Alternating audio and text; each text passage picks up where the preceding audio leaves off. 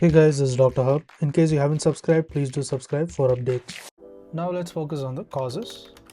And this is of the papillary necrosis of the kidney, in the kidney. So here the male to female ratio is male to female ratio if you see.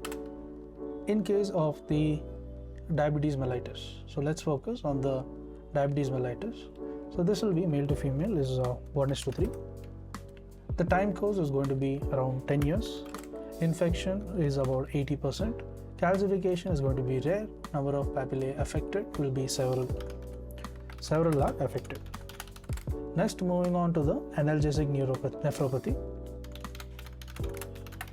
nephropathy. So here the male to female ratio will be 1:5, and the time of course will be around 7 years. The infection is about 25%.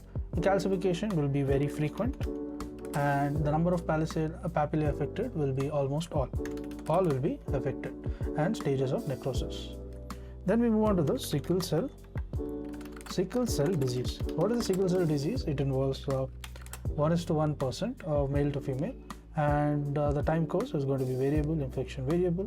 Calcification will be very rare, and looking at the number of papillae affected, it will be few.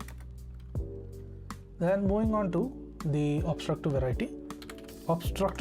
There's a very significant finding, that is male to female is about 9:1. The time course is variable, infection about 90%.